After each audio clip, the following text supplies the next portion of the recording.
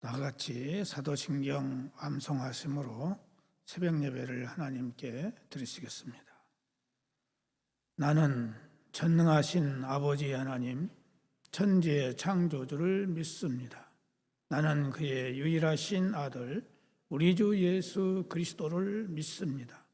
그는 성령으로 잉태되어 동정녀 마리아에게서 나시고 본디오 빌라도에게 고난을 받아 십자가에 못 박혀 죽으시고 장사된 지 사흘 만에 죽은 자 가운데서 다시 살아나셨으며 하늘에 오르시어 전능하신 아버지 하나님 우편에 앉아 계시다가 거기로부터 살아있는 자와 죽은 자를 심판하러 오십니다.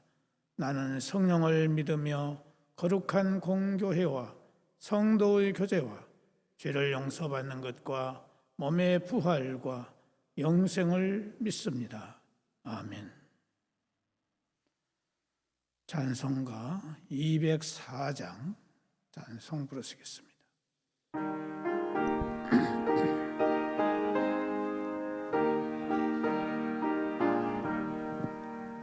주의 말씀 듣고서 준행하는 자는 반석 위에 떠닫고 집을 지은 같아. 비가 오고 물나며 바람 부딪혀도 반석 위가 세운 집 무너지지 않네. 잘 짓고 잘 짓세 우리 집 잘 짓세. 만세 반석 위에다 우리 집 잘 짓세. 주의 말씀 듣고도 행치 않는 자는 모래 위에 떠닫고 집을 지은 같아.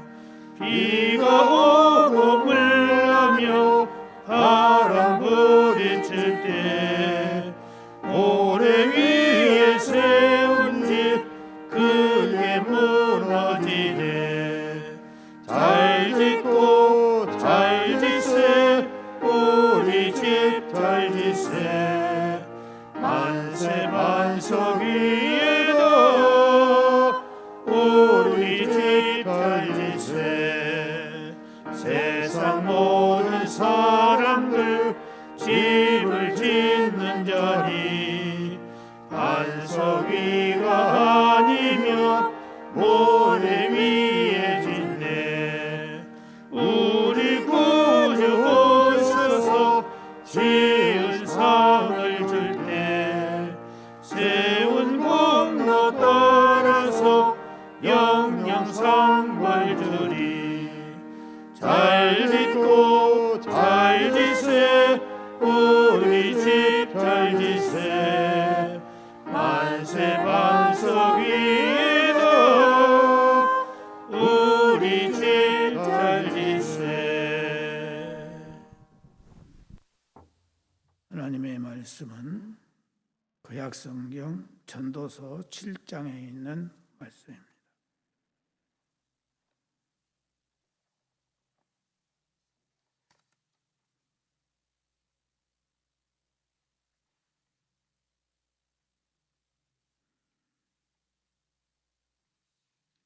전도서 7장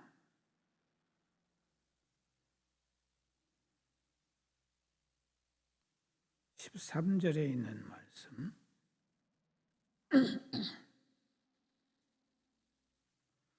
전도서 7장 13절 한 절만 다 같이 함께 봉독하시겠습니다.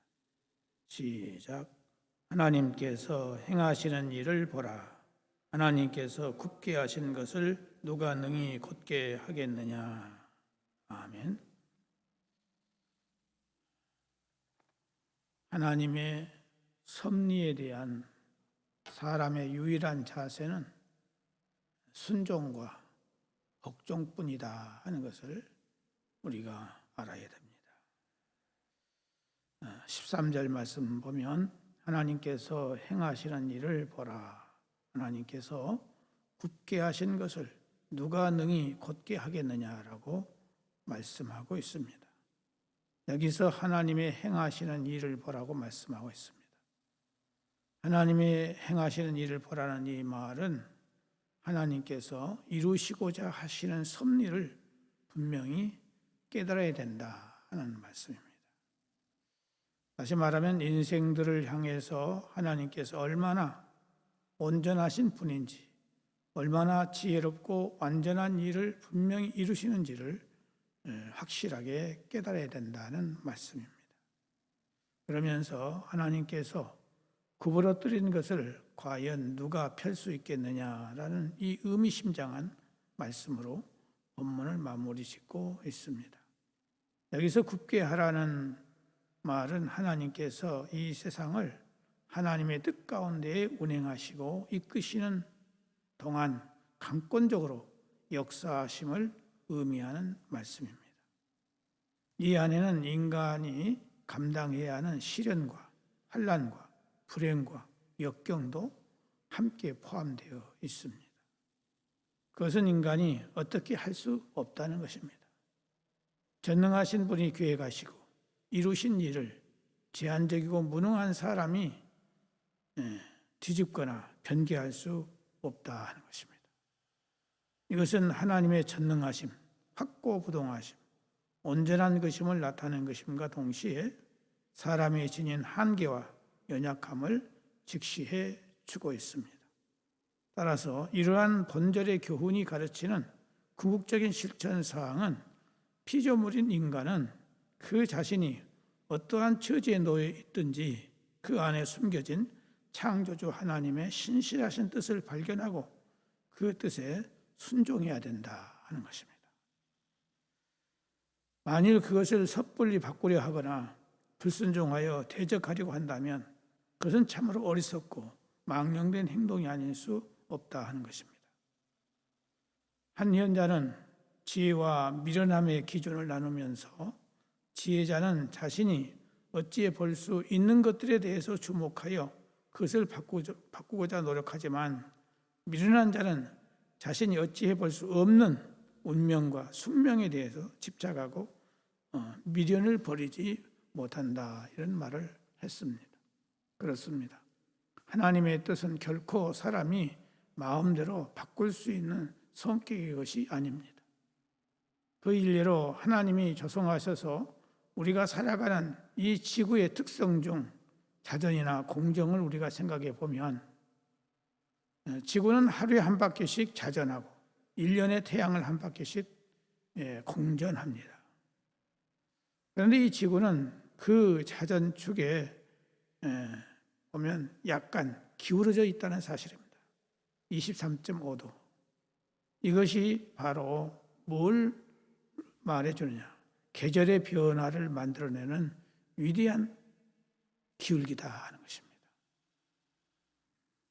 그렇다면 우리는 만일 하나님이 이렇게 기울게 하신 이 자전축을 사람이 임의로 바꿔서 세운다고 생각해 본다면 이것은 세상은 더 이상 사람이 살 수 없는 그런 세상이 되어버리고 말 것이다 하는 것입니다.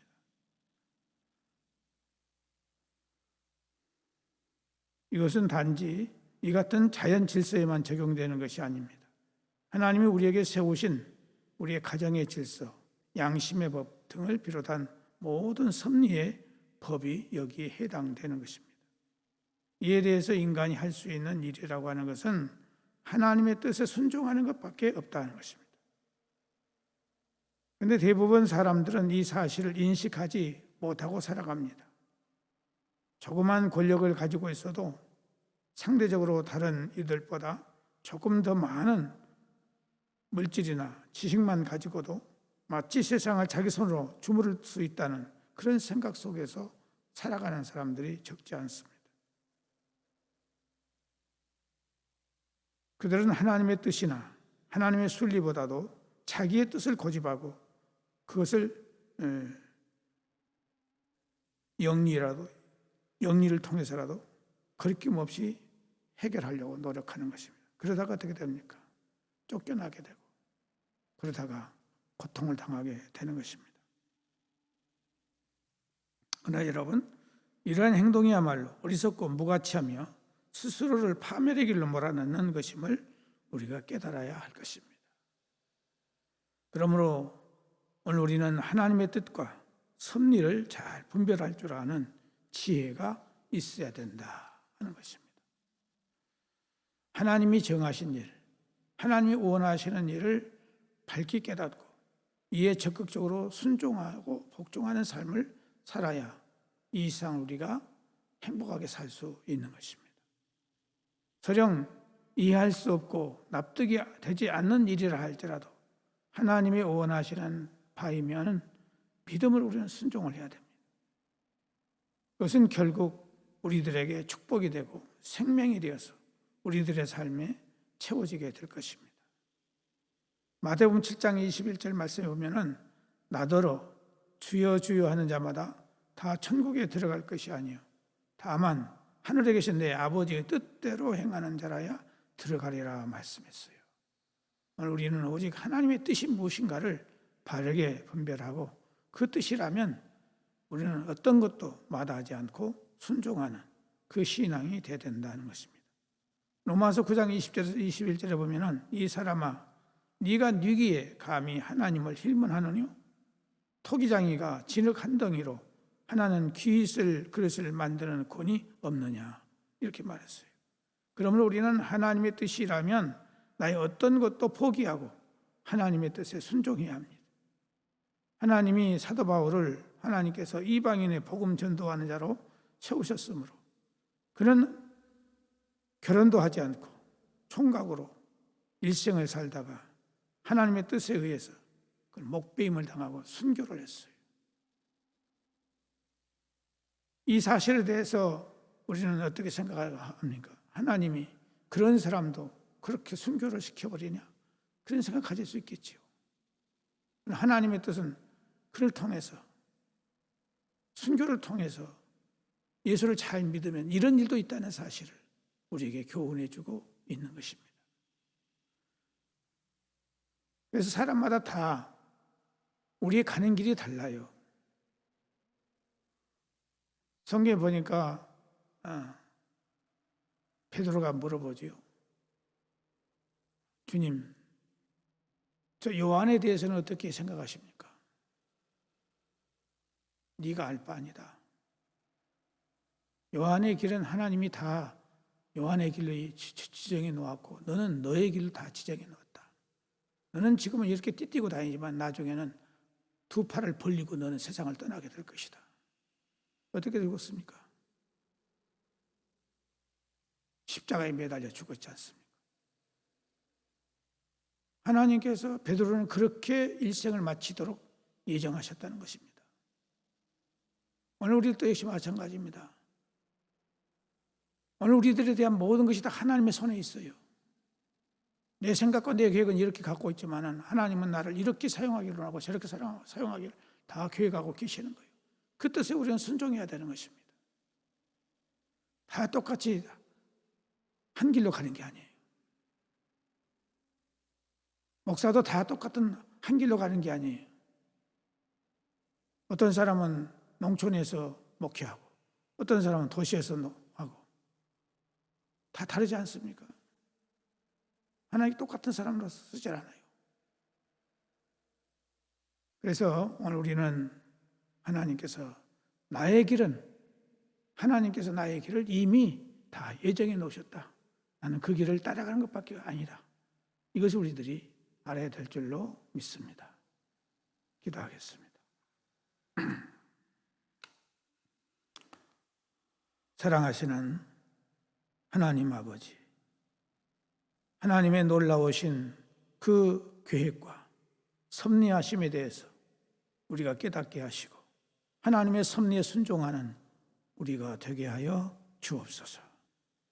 하나님 아버지, 나에게 이렇게 약함을 주신 것을 감사하며 나에게 질병을 주신 것을 감사하며 나에게 고통 주신 것을 감사하며 이 길을 따라갈 때 승리할 수 있도록 나를 도와주시라고 기도할 수 있는 우리의 신앙이 되게 하여 주옵소서. 사랑하시는 아버지 하나님, 특별히 주님 앞에 간구를 드리는 것은 사랑하는 성도들 가운데 육체의 약함과 질병과 장애를 통해서 고통과 괴로움 중에 있는 사랑하는 성도들이 있습니다. 우리 주님께서 능치 못함이 없는 줄 믿사오니 하나님의 뜻이거든 주께서 치유해 주시고 강건케 해 주시옵기를 간절히 바라고 원합니다. 하나님의 뜻이 어디에 있는지 우리는 알지 못하나 하나님의 그 섭리 가운데서 우리를 이끌어 나가시는 것에 대해서 깨닫게 하시고 거기에 순응하는 우리가 될 수 있도록 은혜를 허락하여 주옵소서. 자비하신 하나님 아버지, 사랑하는 성도들 성령을 통하여 죽은 자를 살리시고 각색병든 자들 고치셨던 그 놀라운 능력의 역사가 오늘 우리 교회에서도 나타날 수 있도록 하나님께서 은혜를 허락하여 주시기를 바라옵고 원합니다.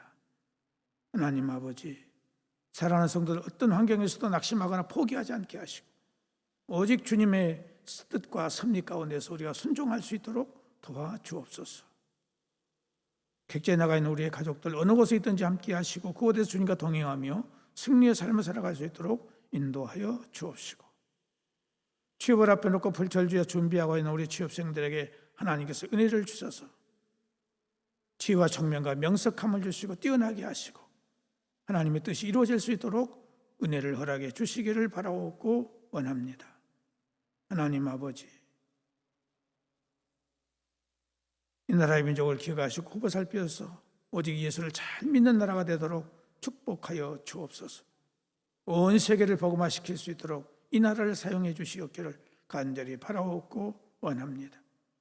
하나님 아버지, 러시아와 우크라이나가 이렇게 전쟁으로 우크라이나 백성들이 무수히 이렇게 죽어가고 있사오니 하나님께서 그거 살펴주셔서 이 불행이 속히 끝날 수 있도록 하나님께서 성령으로 역사하여 주시고 주님께서 놀라운 기적의 역사가 일어날 수 있도록 인도하여 주시옵소서. 하나님 아버지, 이 나라의 코로나 바이러스 또 오미크론 바이러스 이것들이 속히 해결될 수 있도록 하나님의 은혜가 함께 주시기를 간절히 바라옵고 원하오며 우리는 무엇보다도 하나님 앞에 바로 서는 회개의 역사가 일어날 수 있도록 은혜를 허락하여 주옵소서. 오늘 밤도 예배가 있습니다. 이 예배를 통해서 오직 하나님께 영광을 돌리며 성령 충만한 밤이 될 수 있도록 은혜를 베풀어 주옵소서. 예수님의 이름으로 기도드리옵나이다. 아멘. 하늘에 계신 우리 아버지, 아버지의 이름을 거룩하게 하시며 아버지의 나라가 오게 하시며 아버지의 뜻이 하늘에서와 같이 땅에서도 이루어지게 하소서. 오늘 우리에게 일용할 양식을 주시고 우리가 우리에게 잘못한 사람을 용서하여 준 것 같이 우리 죄를 용서하여 주시고 우리를 시험에 빠지지 않게 하시고 악에서 구하소서. 나라와 권능과 영광이 영원히 아버지의 것입니다. 아멘.